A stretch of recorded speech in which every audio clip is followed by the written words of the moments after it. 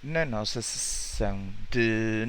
lição número 2, vamos continuar o que estávamos a fazer na nossa primeira aula, e essencialmente hoje vamos falar sobre variáveis e tipos de dados, operadores aritméticos e lógicos e estruturas de controlo de condições de if, else, select case e mais algumas. Portanto, para começarmos a entender o que é que são variáveis e tipos de dados, de acordo com os apontamentos que vocês têm de acesso, uma variável é uma declaração, é um tipo de. É um local onde nós conseguimos colocar um determinado valor ou um determinado objeto. Palavras-chave são palavras reservadas no Visual Basic. São palavras reservadas, são palavras específicas que ele utiliza no momento da compilação. Em termos de constantes, são valores que nós atribuímos no início do projeto ou do programa, no arranque do programa, e mantêm-se constantes durante todo o programa, toda a execução do programa, não podendo ser de forma alguma alteradas. Portanto, em termos de variáveis, são espaços de armazenamento que podem ser identificados e invocados pelos seus nomes. Cada variável tem sempre três propriedades que são necessárias definir a quando da criação de um programa, e o tipo de variáveis podem ser numéricas ou cadeias de caracteres. Se consultarem o site do tipo de variáveis que eu deixei ficar nos recursos do módulo número 2 na Microsoft, nós temos um conjunto bastante grande de tipos de dados. Podem ser eles booleanos, podem ser byte, podem ser char, podem ser datetime, decimal, doubles, enfim, um conjunto enorme.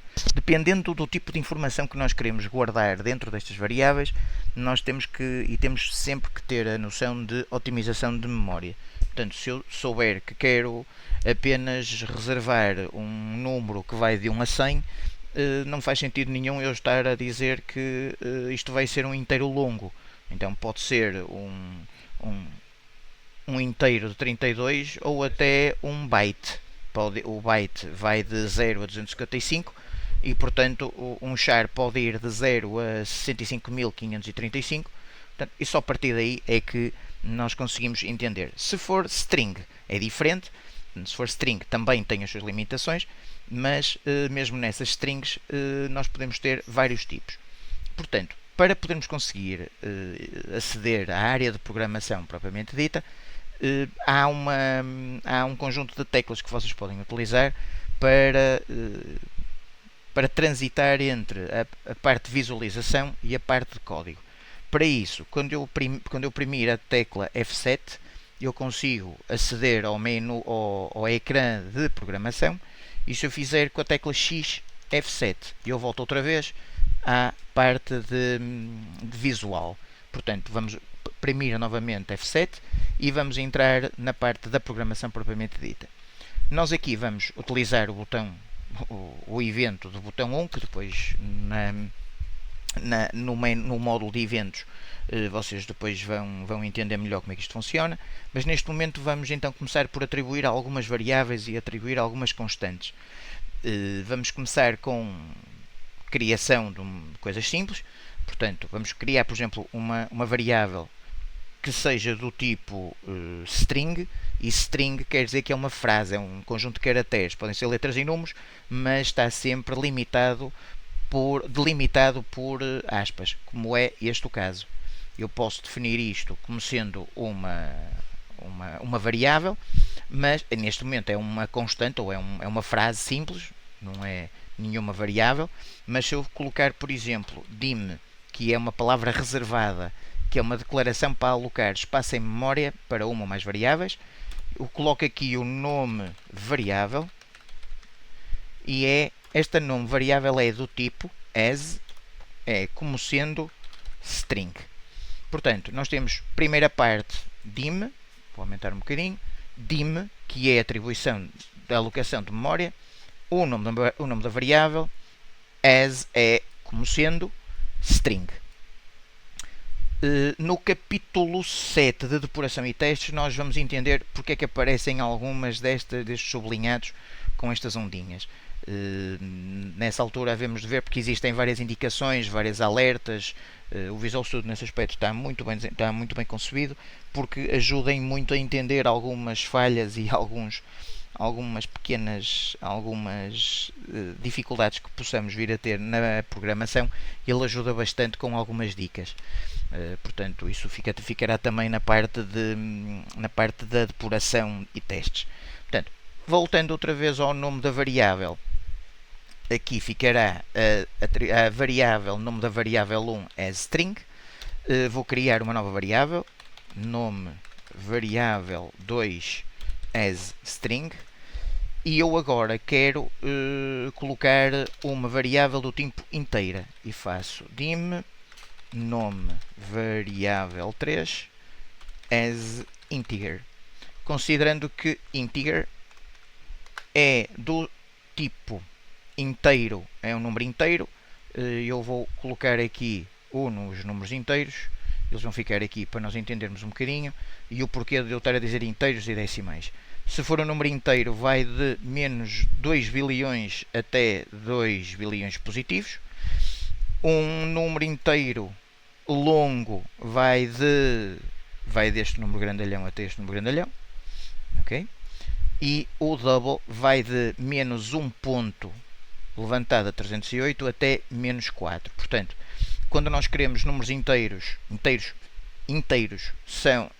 utilizamos sempre integer ou int32 ou int64. Isto é 4 bits, isto é 8 bits. Cada variável destas ocupa 4 bytes na memória, enquanto que o inteiro 64 ocupa 8 bytes de memória.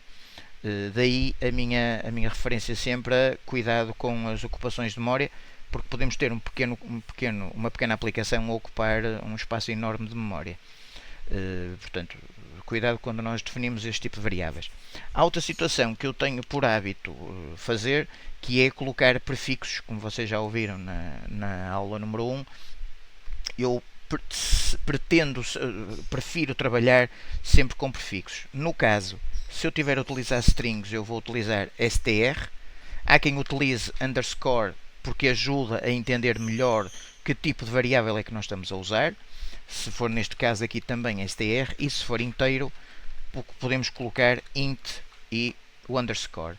Se utilizarmos isto desta forma, torna-se muito mais fácil para conseguirmos entender no momento em que nós estamos a programar o que é inteiro e o que é string. Okay? Porque se vamos fazer a seguinte experiência, eu vou definir no nome da variável 1, vou escrever aqui str, número da variável 1. Podem reparar que o IntelliSense está a funcionar. A partir do momento em que nós atribuímos o nome de uma variável, ela fica disponível no IntelliSense. Para isso, carregamos em Ctrl espaço, e ao carregarmos em Ctrl espaço aparecem-nos todas as variáveis, todos os eventos, todas as palavras que possam ocorrer com as frases que nós escrevemos, para nos ser mais fácil escrever. Neste caso, basta carregar em Tab e ele automaticamente seleciona o nome variável 1. Vou atribuir ao nome da variável 1, vou fazer igual a teste. Ok? Linha de baixo, vou pôr na variável 2 str underscore nome variável 2, tecla para baixo para poder navegar, e tab para poder andar, para poder selecionar. Vou escrever aqui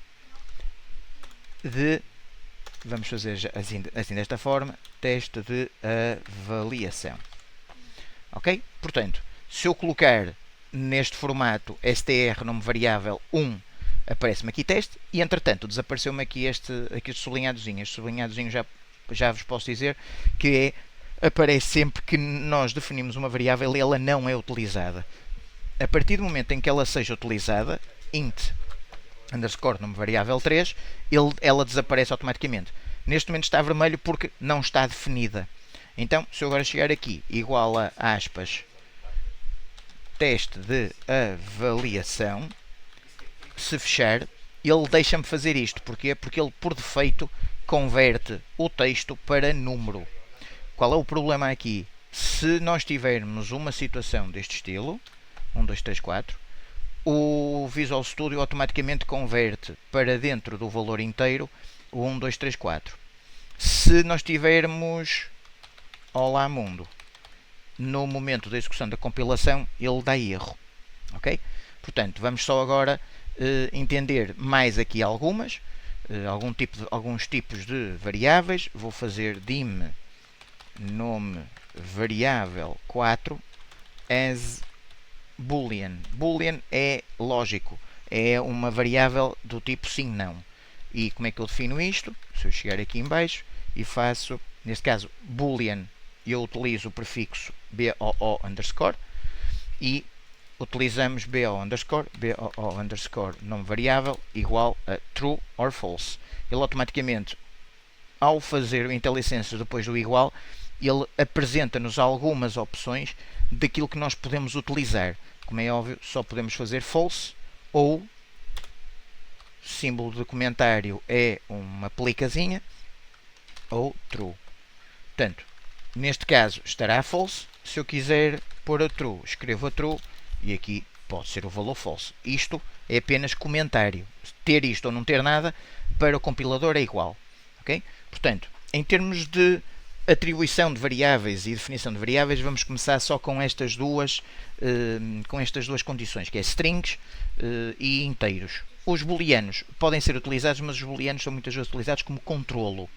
Ok? Portanto, se eu fizer agora, eu agora vou ter daqui o false, que não é preciso para nada, e se eu executar o programa, vou gravar, sempre gravar, e fazer start. Quando fizer start, o botão aparece aqui, clico aqui e ele dá-me um erro. Porquê? Porque lá está, a conversão da cadeia Olá Mundo para o tipo integer não é válida. Ou seja, a própria framework está-me a dizer, atenção que há aqui um erro. No capítulo 7, na parte de depuração e tratamento de erros, vamos depois ver como tratar destes erros. Neste momento, eu já sabia que isto ia acontecer. Vou pôr 1, 2, 3, 4. Tenho que parar. É óbvio que ele está-me a dizer aqui um alerta. Está-me aqui na linha parada. Depois, na depuração, também vamos entender como é que podemos andar para trás e para a frente em termos de linhas, para cima e para baixo de linhas. E vou colocar aqui 1, 2, 3, 4. E fechar aspas. Se eu não fechar aspas, todo o texto daqui para baixo vai ficar tipo texto até atingir um novo caractere de aspas. Portanto, eu ponho aqui e só assim é que eu consigo definir variáveis. Se eu quiser definir uma constante, eu faço, em vez de fazer dim, vou aqui em cima e escrevo constante, e agora vou pôr constante, pode ser um valor qualquer igual a 1, 2, 3, 4. Este valor qualquer eu posso definir desta forma, as string, ok? E tendo o valor qualquer, ele não está definido, as constantes têm que estar atribuídas sempre. Então o Visual Studio permite-me já na primeira linha eu colocar o valor que quiser, ok? Portanto, o valor constante, e faço cnt de constante, valor qualquer a string é igual a 1, 2, 3, 4. Portanto, se eu a fizer aqui alguma operação com o valor constante 1, 2, 3, 4, eu definindo aqui não tenho possibilidade de alterar este valor de constante. Atenção a uma situação que é os scopes das variáveis. Se eu tenho um programa aqui que me rola com uma variável aqui dentro, se eu tiver outro programa aqui em baixo, eu posso usar o mesmo nome com outro valor. Isto acontece porque eu consigo fazer uma ligação. O alcance das minhas variáveis estão todas dentro, entre o sub e o end sub. Depois vamos entender o que é isto no capítulo 4. Aos procedimentos e funções, nós vamos ver como é que nós fazemos isto. Mas nesta fase é importante que vocês entendam que constantes são estas, eu defino-as assim, e os nomes das variáveis eu posso definir somente o nome da variável e por defeito ainda posso iniciá-las com nada.